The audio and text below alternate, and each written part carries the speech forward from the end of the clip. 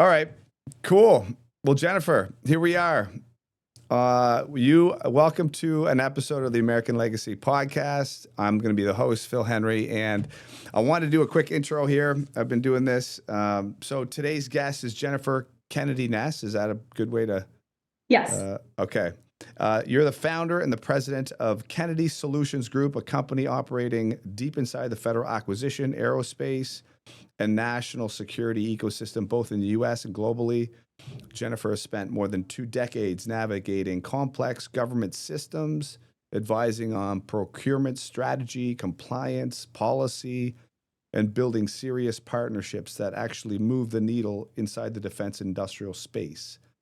What makes her interesting isn't just the credentials, it's the fact that she's operated where stakes are high, failure isn't theoretical, and trust matters more than hype. Today, I want to dig into your story and how you think about leadership, hard lessons, things that shaped you, and what really takes to succeed long-term in a high-pressure, high-complexity environment. Jennifer, welcome to the show. Thank you. It's an honor to be here today. Thank you for having me. You're very welcome, and we appreciate you taking the time.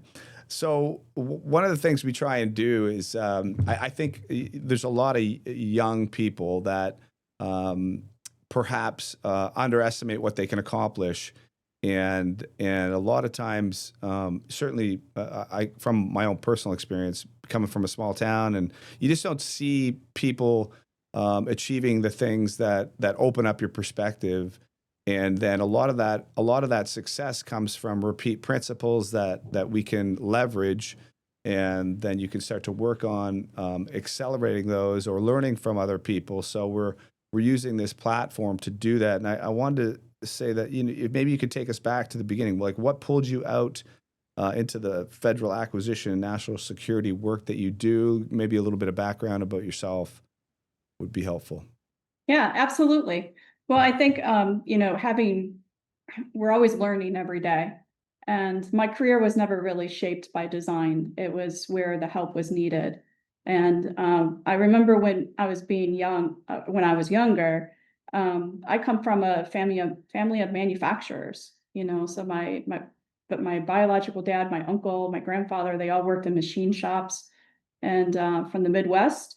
Mm, And I also came from a town where people didn't necessarily move. I wasn't into my 20s, and then I realized I met a friend who lived in 3 other states, and I was fascinated by that. When we think of small towns or where we come from. So in my earlier career, I was really focused in law enforcement, criminal justice, led to the federal acquisition. But again, none of it was really done by design. A lot of the missions that we support here at Kennedy Solutions Group, based mission critical projects that we're working on. We still dabble in the state and local, but at the end of the day, it's the aerospace and defense, the ground vehicles that we work on. That all comes back from my manufacturing roots, if you will. Those widgets are mm, made somewhere in mm. a factory that my family supported in some way. That's really cool. Yeah. I mean, because I'm originally I was a chemical engineer, and so I love that stuff. I love, being able to take all of these unique parts, put them together, and making them into some crazy complex vehicle, if you will, or aerospace in general, materials that are required, the precision machining that's required, and that's come a long way. Technology's come a long way in that space. Um, One of the things like early on in your career, was there like a moment where you realized, okay, I can actually kind of do some of this stuff at a high level. I can be an entrepreneur. I don't need to be on the shop floor, running this CNC machine. I can actually run this show here. Yeah, absolutely. I remember having mentorships and internships that were critical. I had interned at an aerospace company when I was 16, and they kept wanting to put me in the file room, but I wanted to go out and discover somewhere else outside of the admin office. Mm, And so I had the opportunity to do that. And within that internship, I had a mentor that would be able to show me around the other areas. And then how do you take that complex vehicle And then how is the funding created through that? How does policy create that? And then the overall picture of that. Mm, When another internship that I had, I was very lucky to I had the opportunity to learn. It was essentially go find the solution and bring it back to us, and if it works, then we're gonna implement it. But to be of that young age to have that, responsibility and accountability. Because right. still had to, and the two different of my favorite words, responsibility and accountability, to be able to do that at a higher level, understanding the players and layers of the GovCon world, if you will, and I think of the acquisition today in our acquisition world, policy is changing. The FAR overhaul, it's never happened before. So we are learning together as a community. Wow. Yeah, that's it is interesting because I would say in the government space, I know that I mean even from a landlord perspective, I rent a place to GSA, and the amount of paperwork and the amount of learning that I just had to do to be able to log into the GSA site to fill out all of my LLC information, so that I could get a check cleared from GSA to actually arrive at my door, which was obviously motivating for me because I don't get paid unless I get into the system, get set up, and become an approved vendor, right? So I can only imagine, in the government contract world, bidding on contracts, meeting spec, influencing spec, um, is an art form for sure. Yeah. Um, Absolutely. so you worked across government, industry, policy. What skills mattered more than anything else across all of those environments? And then I'm thinking maybe just a description of like what exactly does the business that you run do specifically? So the skill set is needed is the collaboration and innovation. I think that those are critical. I founded Kennedy Solutions Group back in the spring of 2020. I was working for a manufacturing facility that was deemed non-essential. They were predominantly automotive, and at the start of COVID, we were seeing some impacts to the industry. So I stepped down and founded Kennedy Solutions Group. And within a couple days, that relationship or that Rolodex, if you will, became the start of our beginning projects. That Rolodex, if you will, where the switchboard was turned off when folks were in a remote setting and nobody really knew where anybody was. And we were looking for capability that needed to come together to support the mission. So the calls started. Do you remember this guy that did this? And yes. Right. And so we started connecting that way. But all of that is done through industry. And when I mentioned innovation, we're moving faster now than we have ever done in the past. But the capability remains the same. My grandfather, I've shared this story several times over the last couple years as I've been working towards more on my genealogy. My grandfather came home from the war and worked for a machine shop in Cleveland, Ohio. And I never really understood what grandpa did. He just put a blue shirt on and said, Jim, and off to work he went. And when he retired, he was semi-retired. But again, in my late 20s, never really understood what he did, but he worked at this machine shop. And so he would fly. He had a small plane and the small airport that he would fly out of.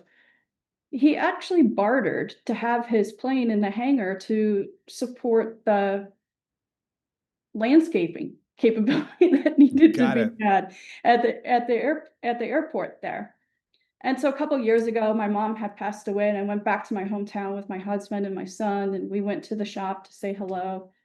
And would you know that there were the same men that had worked there 45 years ago, It's sitting crazy. in the office, Yep. looking at me, and I hadn't seen them in so many years.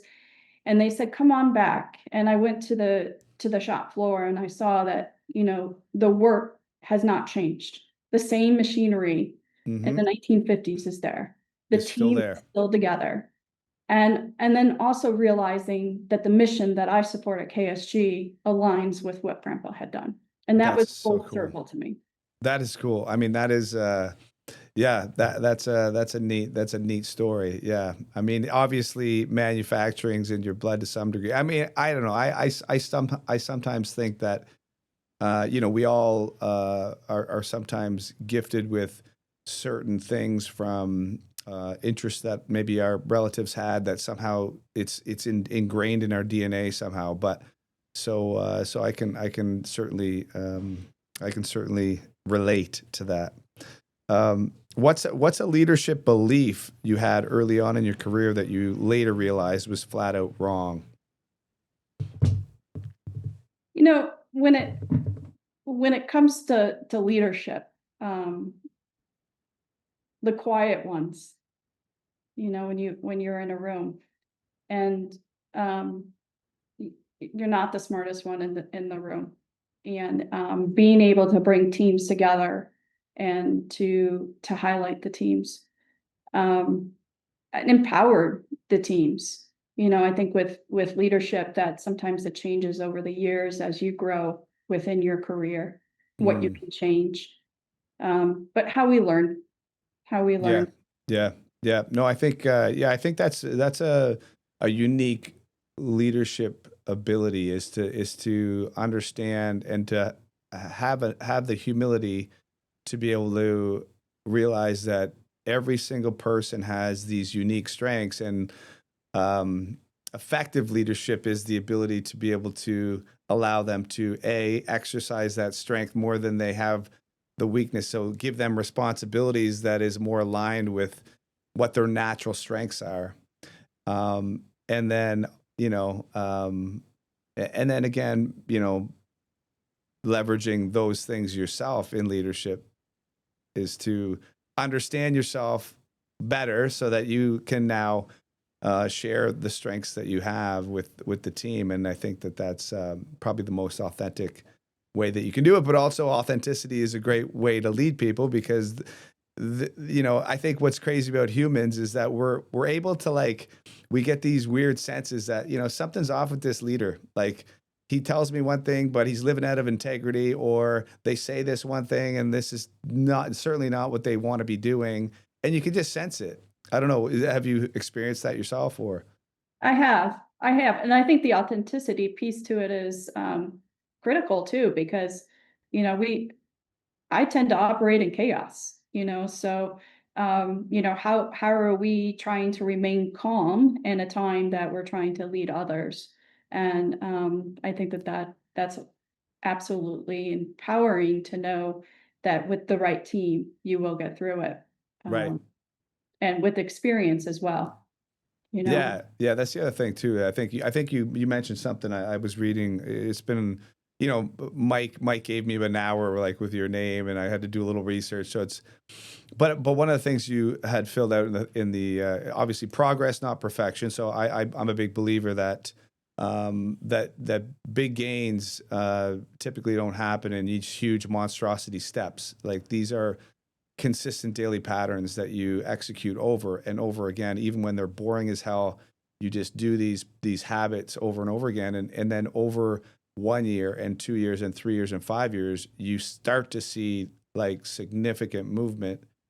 But it's these small little pieces of progress, and I think when you're driven, um, you can sometimes get caught up in the speed by which you feel like you should move, and so you're always dissatisfied oftentimes with the speed by which you're making progress. And I think that's part of that perfection thing that kicks in. And I don't know if you've experienced like that constant kind of, geez, am I doing enough? Am I running fast enough? Am I producing enough? Um, you Yeah, know, with progress, the needle's moving. It's not the speed of the needle. It's just that the needle is moving. And right. I think when we have small steps too, small steps still count. Um, Yes. as long as you continue to move forward. And sometimes, if we have to move back to re-engage or to reassess, we're still moving, but then we're correcting that and moving forward as well. I I I think as an entrepreneur, you are always moving, but you may not always have 100% either, so you don't Right. need to have everything to get started. Yeah, yeah, we're not always running on all 6 cylinders all the time. Life hits you in different ways at different times, and just sometimes a win is just getting out of bed and getting coffee and getting into the office. And I think giving yourself more credit. I think one of the books that I thought was really great was The Gap and the Gain, because we're always so focused on the gap between where we are today and where we want to be or where we desire ourselves to be. And so that gap is like, that horizon is always moving. So you may make steps forward, but then the distance still seems just as far. So um, just to remind yourself to always, also look back and give yourself kudos and credit for the work that has been done. So a lot of times you can say, geez, 5 years ago, I couldn't have imagined myself being here. Well, spend a little bit of time in that gratitude so that you have the energy and the bandwidth to continue to move forward, because there is no end really. Um, you climb a mountain and you didn't really see anything, and then over the top of that peak, there's a whole group of mountains that are waiting to be climbed. So it's like there's really no end in that journey. Um, yeah, that's um, so. How do you balance structure, compliance, and rules with speed, creativity, and innovation, especially in the defense and aerospace industry sector? The structure between the structure between the mission and the need. Yeah, um, like like you have compliance, you have rules, there's creativity, there's innovation, and having to deal with all those, like you said, the chaos of all of these incoming streams. mhm. How do you kind of manage that in your business? Yeah, starting an organization and having the rules of engagement, if you will, up front, and then you have the regulations that come in place too that you have to be aligned with. And I think on the acquisition side of it is to ensure that you're ready. You have to have the right business partners in place. You have to have the right, integrators in place. And then on the back end of that is having the right team. A lot of the folks that we have, based on capability, we've known from other projects that we've been able to bring them in. And I think as you start building, different business units, it's the capability is going to change, but the rules of engagement don't, or the contracting recs don't change. Mm, We may have that internally, we're building that out. But large, complex programs take time. One of the highlights this weekend is Artemis rolled out. Like, we're going to the mm, moon. We it's haven't been to crazy. the moon in over 50 years. And it's amazing that it's happening in the 321, the same area that I lived in, where I always wanted to move to Florida. And, to be able to be that close to what's happening. I heard a launch last night. I walked to the end of the driveway and I see a rocket. And, it's incredible for the speed that we have going. But creating, again, building the partnerships to support the mission, but also having that alignment with it. Mm, yeah, no, I think that makes sense. I'm actually I'm excited. My wife Steph and I, we're going to get down there. We're going to try and make our way up to that area to be able to see in real time a rocket leave that area. And it's like it's hard to believe that with leadership like Elon and the stuff that these guys are doing, to be able to send uh, piece of equipment up into space and then to actually have it land back on Earth. Mhm. I mean, that's insane. Like it's not disposable rockets anymore, Mhm. which is a pretty crazy step, Yep. you know. Um, so, what's been your most painful professional failure, and what did it permanently change about how you operate? Hmm. I think as we, failure is a unique word because we learn from it. And whether that be a particular project that we're working on or an entire, I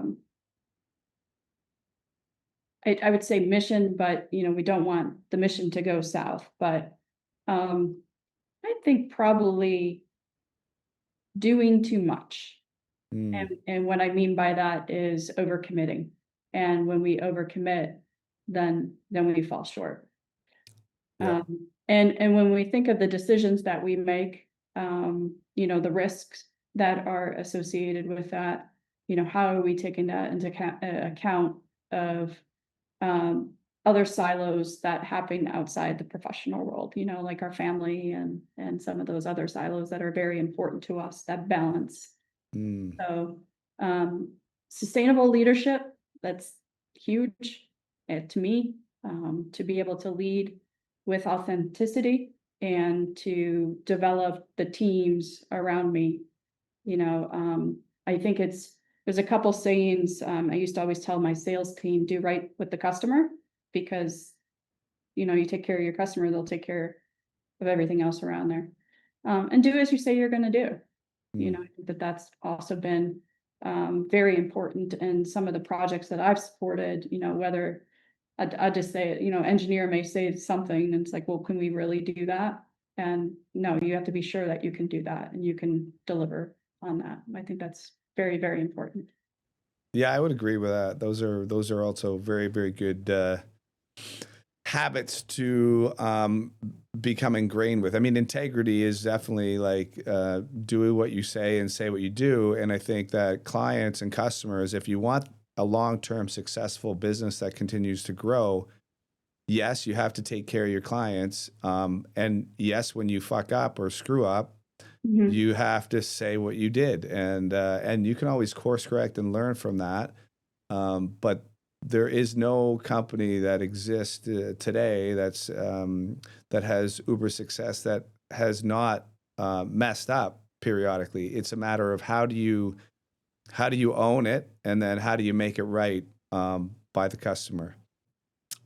Okay, next question I had for you. In a male-dominated, high authority environment, what was harder, earning credibility or maintaining the credibility? Um, that's interesting. Or is it? I'm assuming it's a male. I'm thinking, defense contracts and government. I don't know. Maybe that's a poor assumption. You'd have to tell me. I've grown up in a predominantly male-dominated community, if you will. I had two brothers, my grandfather and my dad, and, with the expectation that I would go to the kitchen and I'd make dinner. Well, that went over very well when I was about 9 years old, that I could do both, and I could go to the garage and do things in the garage too. Right. So, probably, when you think law enforcement, you think about going to, peace officer training, and yes, you are one of the few females there. But I would say integrity is hand in hand, the two, with the trust and the understanding. Um, I've worked in some pretty high stakes teams, and I enjoy it, but I also Mm, don't know anything differently. right. But there is I guess I showed Grandpa Jim, I wanted to join the army, and he said, no, you can't because you're a girl. I was like, oh, okay, well, I'll go find something else to do, and I never did. I never did join the army. But, you think of the understanding of, the teamwork that comes along. I think that is very, very important. Right. Yeah, no, I agree. That's I think, like you said, I think it also comes down to integrity. I think whatever team you're working on, whether it's guys, girls, doesn't matter. It's like if you do what you say you're going to do and then own it, and you become effective and good at what you do, it's respected, and then you build trust, and then from the trust you can go from there. But well, which actually puts me to the next question, which is interesting. You're married. You have a child, a son, or Yes, okay. yeah, we So have four you have together. four. Holy mackerel. Yeah. Okay, well, you guys are crazy. That's obvious, but So with that, because one of the things I always find interesting for anybody that I know that has demanding career or is building anything of substance, there are waves of very intense activity that can sometimes take you away from things, specifically family, and it can cause a lot of chaos, and it can and quite frankly, it a lot of times ends in divorce, and a lot of times it ends in challenging relationships with your children because of all the absence. So maybe you could share with me a little bit about how that's impacted you both negatively and things maybe you've done to help get you through that, or some things or tools that you've used in your relationships. Yeah, absolutely. Thanks for the question. It's definitely, I would say, throughout my career, it has changed from where I was positioned in my career. So I didn't marry until later in life. I met my husband in Houston Airport. I was on my way to a Navy show in San Diego, and Drew was going to a conference in Nashville. And so that 10 minutes of that meeting definitely changed my life. But I think that everything happens for a reason. I'm a firm believer of that, and look for the silver lining as to what leads up to that. Mm, Um, Tyler and I have been conquering the world since I was about 19 years old, and we grew up together. And so I think a lot of where I was in my career positioned with the projects that I was supporting, or, now in a global atmosphere, probably wouldn't have been able to do that as a single mom with a 4-year-old, but I right. leaned on my village during that time to ensure that those stakeholders were around to be able to support where I could fall short. I never played baseball, so I needed to go find somebody that could play baseball, so Yep. I remember when Tyler asked me that he wanted to play hockey, and I said, well, that's wonderful, but we gotta make sure you know how to skate. So let's go ice skating, so to set the bar that, you can do just about anything that you want to do. You Mm, have to have the resources around you, and you have to have that positive attitude that's gonna move you forward. Some of the challenges, though, I do remember, where I felt I was falling short. I remember driving 6 hours to get to a hockey game, only because I was trying to get home because my flight was canceled, but when I thought I was falling short, to have that conversation with Tyler, to know, "No, mom, you're not, you were there," you know? that's awesome. And Yeah, so that proves to be, you're trying to manage what needs to be done. But yes, communication as a whole is, even today, we're a blended family. We have four. They're in their 20s. They're living their own lives, and they are out there doing really neat things. Tyler hiked the Appalachian Trail 2 years ago. that's awesome. So That's really cool. Yeah, no, I think I like that. So communication obviously is very important, especially if you have very, very high demands at work, and maybe there's going to be some blocks of time that you're going to be more absent than you would normally. Maybe talking through that, making sure that everyone's on board. These are it's like educating a team on why it's a win for them as well. Like, this has to be a win-win for both of us. And are you okay if mom or if dad's going to be away for a period of time, because this is what we're trying to build here yep. for our family. And I think that maybe I guess children's one thing, but then being aligned with your spouse during those periods of times is critically important, because so often I would say probably more, again, probably more be more of a male thing than a female thing, perhaps, in terms of like just solely focusing on like producing, hunting. I'm just going to produce and hunt. And I forgot that like all of the reason behind it is to make sure that I'm protecting and providing for my wife and my family. And then until it's at a point where you look and they're not even connected to you anymore, and they have their own life, and then you realize like you lost what you were working for. And um, again, so how do you keep that like primary relationship bonded and together and tight? Yeah, families first, so everything else, non-negotiables. that are coming up. I think it's also, let's just take a switch to the team to understand. You may have a team member that has younger children, so when we have a call that has to come in overnight, that we're given grace during that time. Mm, Or that, you might get a sidebar bar too, is that they're looking for advice, so, to be able to give that grace during that time. And be present. Last month, I had the opportunity to be with family, and I made sure that 2 of those 3 days I was present. I was not working, I was not connected, I was mm. present. And that's important.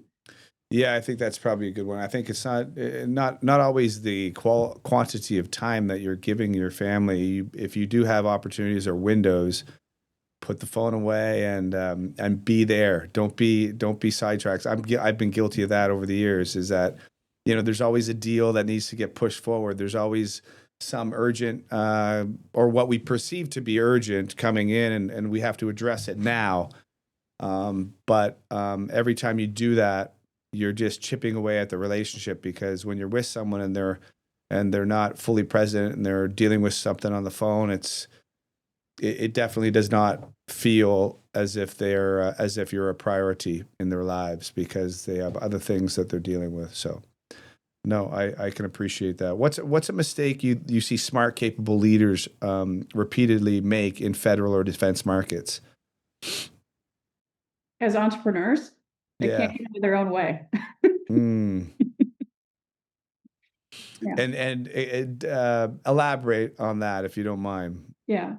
But sometimes we see, in the commercial sector where they've been trying to get to a space where they can provide a capability that's needed, and, but they didn't learn how to delegate along the way. So being able to delegate, I have a couple folks in my circle that are really good delegators, and, I try to lean to them as we're expanding, to be able to delegate more. As an entrepreneur, is that you're operating by yourself, you've been operating by yourself, and then you have a team that joins, but you can't do everything.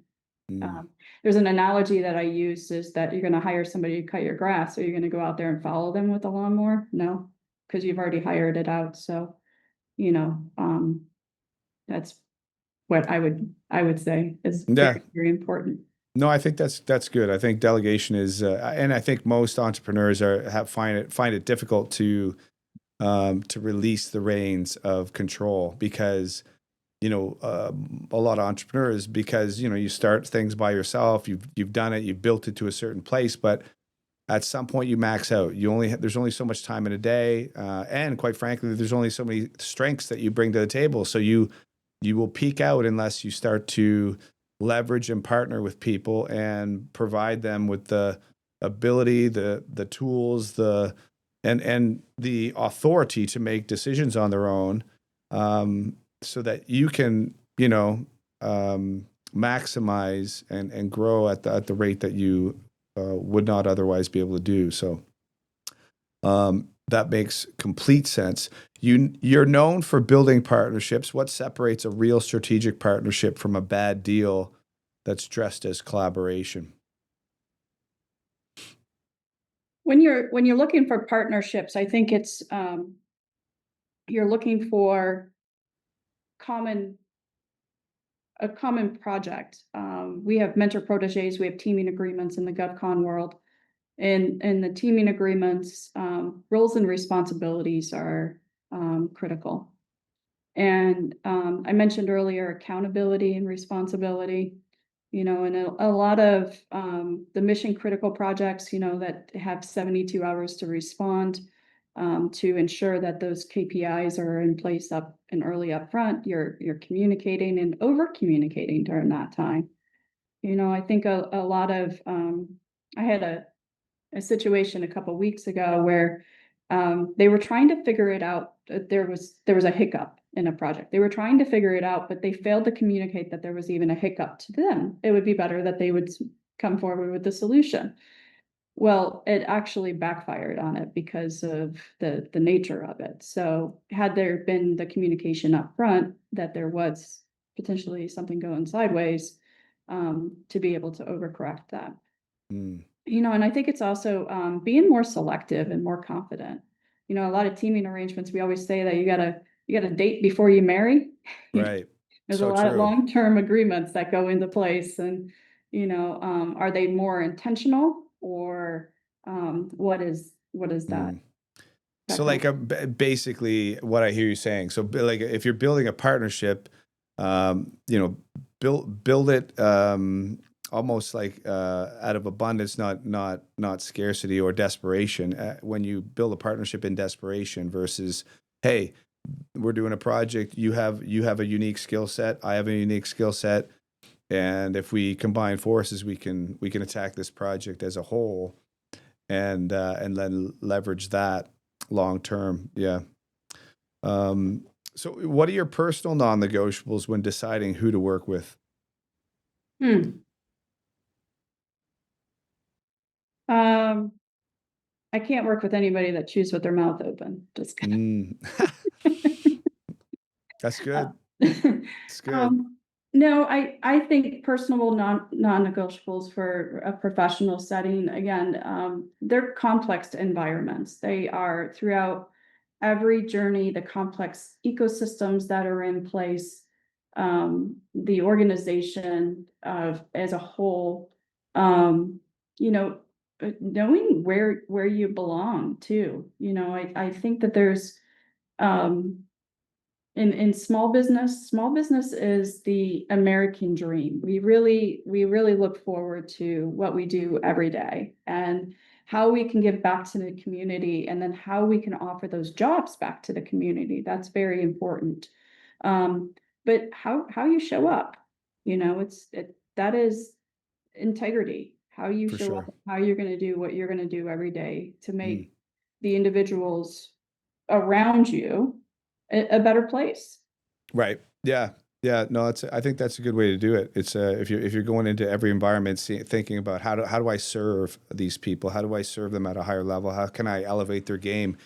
And the only way you do that really is by elevating your own game, so that they can see that this is an individual that's not only telling me to elevate my game, but and that could be anything. It could be business. It could be your personal fitness. Like I'm disciplined every day. I get to the gym, and I expect that I would suggest you do the same, and then it comes off with a little more validity, if you will. So Yes, yes. yeah, And we talk about going to the gym and we talk about eating right and fueling ourselves, right? So the muscle comes from the gym, but nutrition is in the kitchen, what you're eating and how you're presenting, and that's even mentally as well. hundred What are percent. you thinking and how are you portraying yourself to others, It's Yeah. always the Wizard of Oz, that was always one of my favorite teachings, there's no power in territory, Mm. other than your own. Um, you have the gate and you have the gate that you can close too of any negativity that you're not going to allow in your life. Yeah, no, that's true. I That's mean, free. it's like, who do you surround yourself with? Who do you spend time talking to? What material do you come in? It's like eating junk food. I mean, if I'm eating junk food, I can do it for a period of time, but then again, my brain becomes foggy. I'm not clear. I can't carry the extra 50 pounds around. I can't be the most effective leader in that space. And the same goes with what sort of content are you digesting daily? Are you trying to grow and learn, or are you just filling yourself with junk food? And inevitably, that starts to weigh you down, and you become less effective. If you had to boil down your success to like three operating principles, what would they be? Uh, I was thinking I would say integrity would be one of the principles that you would boil down. Maybe you have another two. Um, be consistent and um, consistent and resilient, but also be curious. There's always I've been asked, can you do this or can you and can we? Let's build that team. Can we do that? But then going back to doing what's right, taking care of the customer, supporting the warfighter. And when you can't do it, say not yet. And so to understand what is needed in that, and that's the curiosity part. I think a lot of entrepreneurs will say, well, this is how we've always done it, Right. or not having that curiosity. So No, I like that. I like what you said. The curiosity for sure, and I think that there is an interesting balance between, because I agree that for you to grow, if you're asked to take on a project, for example, and you don't really know how to do it, you want to say yes, and sometimes um, saying yes and then figuring out how to do it opens up the opportunity for you to grow and expand. And but then at the same time, uh, I guess there is a balance, because you don't want to say yes to something that you will not, or inevitably you will fall short and not meet the customer's expectations. So there is a kind of a unique dichotomy there. yeah. So it's like, when do I push to actually say, you know what, this isn't too far. I think that, you know what, if I pull in this resource and I make three more phone calls, I think we can actually pull this shit off, and it allows you to grow and expand. But at the same time, if it's too far and it's too crazy and you're unrealistic with yourself, you can get yourself into some trouble. But So the um, punctuation is always great with that, because if you say yes, pause, comma, if, right? So if this ah, happens, then we can do this. And, that's great. then you lead to, you're getting to yes, but you're not 100%, but you're 80%, and then reconvene in another meeting once you get there. So yes, if, that's what I would I answer like to that. that. That's no, but that's such a great, yeah, that's such a great way to keep the door open as you explore all the resources that you need to explore to see if you can really pull this shit off. Yeah, no, I like that. Yeah. Yes, if we can do A, B, and C, or if I can connect with this, and we can circle back in a week, and I'll let you know where I stand with it. Um, when people look back on your career years from now, what do you actually want to be known for? Um, Well, one day I'd like to own an antique mall and have some type of antique shop, a repurposed shop. I dabbled into it, but I think just being resilient and not being afraid, and not being told that you can't do something, Right. that's not okay. And again, with small business, it's the American dream of what you can do and to give back in the community. Yeah. Um, I volunteer with several different nonprofits. I'm the president of the Women in Defense Space Coast chapter, and I've been a part of the organization for almost a decade. And it's what my level of commitment was. I knew someday I wanted to be president. I didn't know if it was going to be in 25. Here it is 26, and I am. But I knew I wanted to give back in that way. And being a nonprofit and a volunteer organization, you're standing on the shoulders of many women in the course of the organization of some challenges that we've had, you know. Mm, And other nonprofits, AFCEA and NDIA, National Defense Industrial Association, we're participating in tabletop exercises, and we're participating in white papers. That's all critical to national security. I think of Grandpa Jem and what he did for national security, and I thought he was just flying in airplanes and went to a machine shop to run right. whatever he was doing, and not knowing that he was one of the founding fathers of that organization. And to hear what I heard that day, I'm very proud of the work that he's done for our warfighters.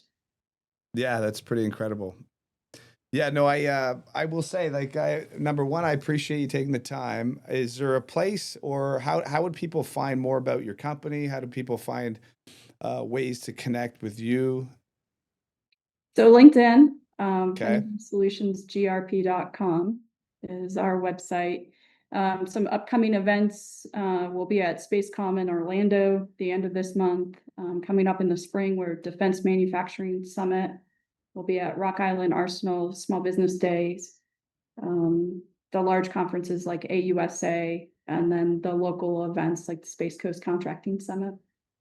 Perfect. Well, that's awesome. I really appreciate your time, and best of luck. Pleasure to meet you.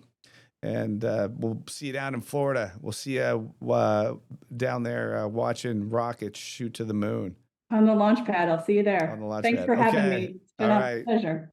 All right. Take care. Bye-bye. Thank you for watching and listening in. American Legacy is a production of Perfect Fit USA.